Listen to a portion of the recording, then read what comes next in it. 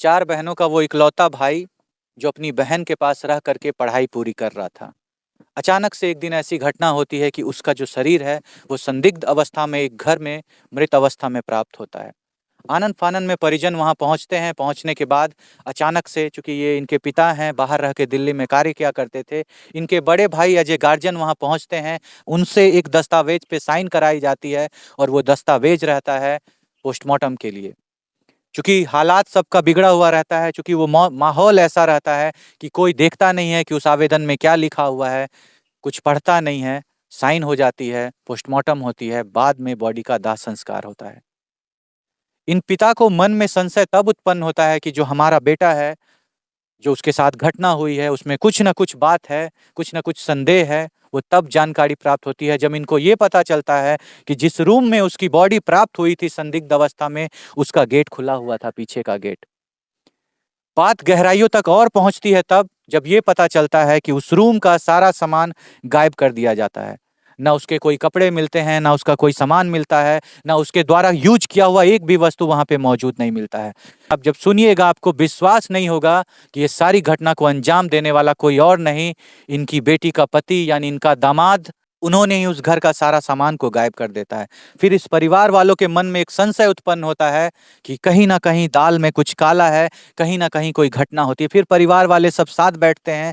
साथ बैठने के बाद यह चर्चा होती है कि हम लोग चल करके इसकी तहकीकात के लिए पुलिस को आवेदन देते हैं, केस करते हैं कि वो इकलौता शख्स जो अपोज़ में खड़ा होता है, जो विरोध करता है कि नहीं केस करना है। फिर इस घर को अलग-अलग बातों से बरगलाया जाता है कि उस लड़का का किसी लड़की से अफेयर था। ऐसी बहुत सारी बातें होती है जिससे इस गार्जियन को, इस माता-पिता को मन में एक संदेह उत्पन्न होता है कि कहीं न कहीं कुछ दाल में काला है और बहन यानी कि इनकी बेटी और जमाई के द्वारा ही उनके बेटे को ख़त्म किया गया है।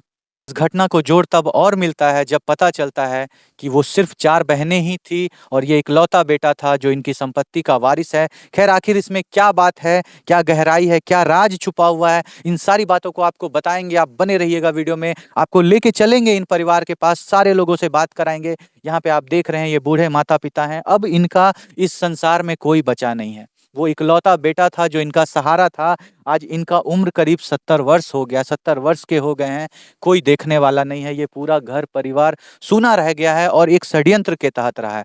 पहले बात करवाते हैं उनके भाई से जिन्होंने इस सारे केस को देख रखा है, साक्ष्य जानते हैं, उनसे मिलवाते हैं। आगे चल के आपको इन माता-पिता से भी बात करवाएँगे। नमस्कार सर, क्या नाम हुआ आपका? त्रिलोक कुमार सिंह नाम है। त्रिलोक कुमार सिंह। सर कौन हुए आप? जो मेरे मृतक थे, मेरा उनके चचेरा भाई हुआ। आपका वो भाई लगते थे। हुँ। ठीक है। आप लोगों को मन में एक संदेह उत्पन्न हुआ है कि मेरे भाई का जो खात्मा हुआ है वो उसने खुद से नहीं किया है, किसी ने किया है। क्या वजह आपको लगता है कि इसके पीछे आप लोगों के मन में एक संदेह उत्पन्न हो रहा है? मुख्य संदेह है जो उस जिस घर में ये दुर्घटना हुई, जी। वहाँ पे कैमरा सीसीटीवी कैमरा 3-3 लगा हुआ यानी था। कि जिस घर में ये घटना हुई है उसके बाहर में सीसीटीवी कैमरे थे। हाँ, उस आप लोगों ने देखे। फुटेज देखा? नहीं, फुटेज वो जो जिनके यहाँ रह रहा है, जी। वो बोले कि फुटेज उड़ चुका है। अच्छा। हम 1 हफ्ता बाद गए थे उनसे मिलने अच्छा, के लिए, तो जो आप फुटेज पहले क्यों देखे। नहीं गए उनसे मिलने जब नहीं ये घटना हुई तो? नहीं, हम बाहर थे, अच्छा। हम आए तो हम गए उनसे मिलने हाँ, के लिए, हाँ, हाँ। तो वो बोले क्या जो फुटेज मेरा उड़ चुका है। हुँ, हुँ। बयान जो है सो जिनके रूम में रह रहा था मेरे बहनोई, अच्छा। वो बार-बार अपना बयान बदलते अच्छा, हैं। जैसे क्या बयान बदल रहे हैं? जैसे कि मतलब जो है सो हम लोग जो है सो जैसे उनके यहाँ जितना भी मेरा भाई का कपड़ा था या कोई भी सामान था, हम लोग को कोई सामान नहीं मिला। कुछ भी वो नहीं। बोले हैं कि वो सारा सामान हम फेंक चुके हैं, अच्छा। फेंक दिए हैं। कोई भी अच्छा, इस साथ घटना की जानकारी आपको उन्हीं लोगों के द्वारा हुई थी जिस घर में ये घटना आपके बहन-बहनोई ने आप लोगों को जानकारी दी थी कि इस तरह की घटना हो नहीं, गई? नहीं, बहन-बहनोई के माध्यम से हम लोग को नहीं पता चला। ये हम लोग जानकारी को उन्होंने नहीं दी? नहीं, वो नहीं अच्छा, दिए। हम लोग को अदर्स मतलब वहाँ सहरसा में और सारा लोग जो अच्छा, रिलेटिव थे, वो हम लोग को खबर किए अच्छा। कि कि जो ऐसी घटना ऐसी-ऐसी हुई है। कुछ दुर्घटना हो चुकी है, हुँ, हुँ, सो आप लोग आके हुँ। उसका पता कीजिए। आप अपने बहनोई से बात किए थे जब ये घटना हुई थी कि ऐसी-ऐसी घटना हो गई है, आपने फ़ोन किया था उनको? नहीं, उनसे बात किए थे बात हम। किए थे तो आप बोले नहीं कि आपके घर के आगे जो सीसीटीवी कैमरा है उसको सेव करा के रखिए? हाँ, ऐसा बोला गया आप लोग उनको। बोले थे हाँ, उनको? हम लोग के हाँ। चाचा भी बोले, अच्छा, हम भी बोले ठीक जो है, फुटेज को आप लोग रखिएगा, ठीक है। उसका बाद में जाँच करवाया जाँच जाएगा। कराएँगे, हाँ। हाँ, लेकिन वो फुटेज रखे वो नहीं। जा कर के नहीं बोले उन लोगों को कि आप सेव करके रखिए? नहीं, नहीं, वो कुछ ऐसा नहीं बोले कुछ और भी ना नहीं ही बोले? फुटेज रखे हैं, ना हुँ, ही हुँ।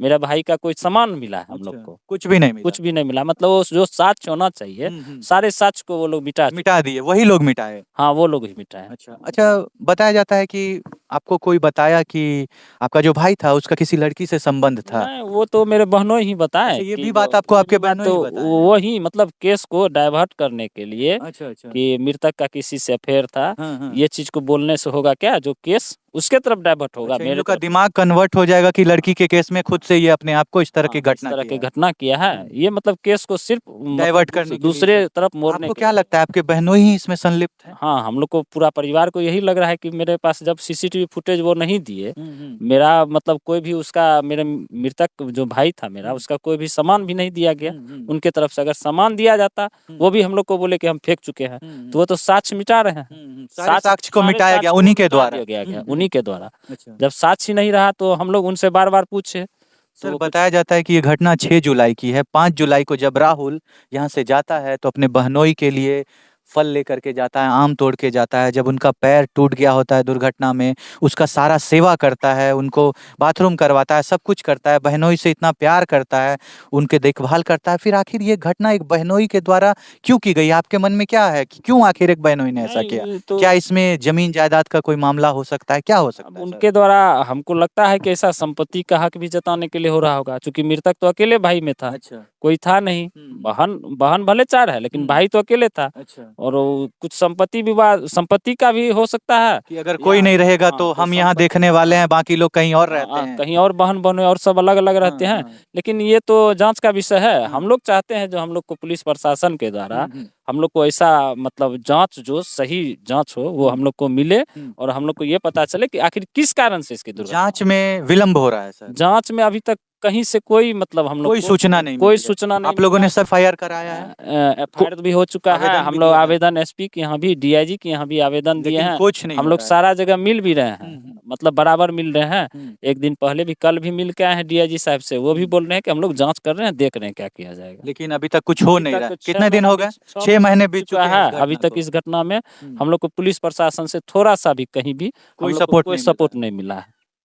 तो आप देख सकते हैं कि हर आपने भाई साहब की अभी सारी बातों को सुनने के बाद आपके मन में भी एक संशय ज़रूर उत्पन्न होता होगा, जैसे इस परिवार वालों के मन में संशय उत्पन्न हुआ है। और वो संशय क्यों उत्पन्न हुआ है, उसके पीछे बहुत सारा कारण है। उनके द्वारा बताया गया कि इनका किसी लड़की से अफेयर है, जिसकी साक्ष्य नहीं मिली। उनके द्वारा सीसीटीवी फुटेज को सेव नहीं करवाना, जबकि इस परिवार ने कहा कि आप सीसीटीवी फुटेज को सेव करवा के रखिए। उनके द्वारा उनके सारे सामानों को गायब करा देना, उनके द्वारा उस रस्सी को काटना, उनके द्वारा बॉडी को जल्द से जल्द मुखाग्नि देने की बात करना, उनके द्वारा ही सारे घटनाओं को मिटाने का कोशिश करना, सारे सबूतों को मिटाने का कोशिश करना, ये मन में एक संशय उत्पन्न करता है।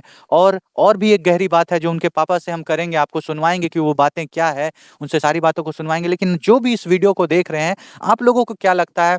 आप अपने राय को ज़रूर रखिएगा, बताइएगा कि ये घटना सुनने के बाद आपके मन में किस तरह की बातें उत्पन्न हो रही है। चलिए आपको उनके पिता के पास लेकर के चलते हैं, उनसे कुछ बातें करवाते हैं। आइए चाचा। देखिए ये उनके पिता हैं, इनसे कुछ पूछते हैं, कुछ जानने की कोशिश करते हैं। आपको क्यों लगता है कि आपका जो दामाद है वो ही इस घटना के पीछे है सर?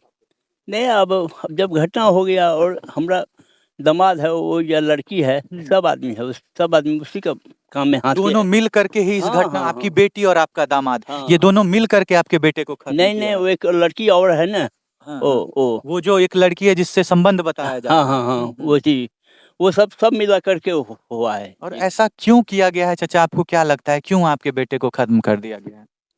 पता नहीं क्या कर दिया, हमको कुछ समझ में आपका इकलौता बेटा था, एकलौता बेटा था वही, कोई अब आपका देखने वाला कोई नहीं है। देखने वाला नहीं इस बुढ़ापा में आप अकेले रह गए हैं। अकेले हैं अभी। क्या काम करते थे सर आप? और वो हम तो दिल्ली में गार्ड का नौकरी करते थे। गार्ड का नौकरी करते थे। हाँ। सर जब आपने प्रस्ताव रखा कि इस घटना की जाँच हम लोग पुलिस से करवाएँगे, हाँ। तो आपके दामाद ने क्या कहा आपको? और क्या ज़रूरत है केस उस करने का, जो अब हो गया हो गया।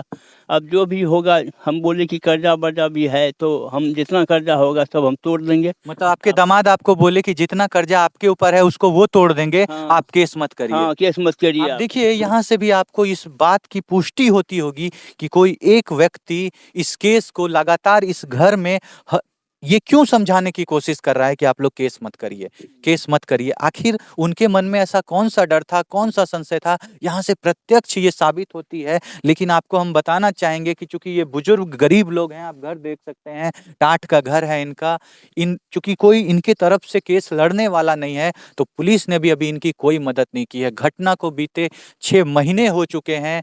ये बार-बार प्रशासन के पास जाके गुहार लगा रहे हैं, दरोगा से, डीएसपी से, एसपी से, आईजी से, डीआईजी से, हर एक लोगों के पास ये बूढ़ा व्यक्ति जो ठीक से चल नहीं सकते हैं, पेशेंट हैं, दवाई खा करके चलते हैं, वो बूढ़ा व्यक्ति अपने बेटे के इंसाफ के लिए हर एक लोग के पास जा कर के दया की भीख मांग रहा है, याचिका कर रहा है कि मेरे बेटे को इंसाफ दिलाइए, लेकिन इनके बेटे को इंसाफ नहीं मिल रहा। 6 महीना बीत गया इस घटना को और इनके बेटे को अभी तक इंसाफ नहीं मिला है। ये माता-पिता अकेले रह गए हैं, लेकिन जिस हाल में इनके बेटे की जो बॉडी प्राप्त हुई थी, ये बस उस मृतक के लिए, उसकी आत्मा के शांति के लिए, ये बस जानना चाहते हैं कि जो उसके साथ घटना हुई थी, जो उनका दोषी है, उसको सज़ा मिले।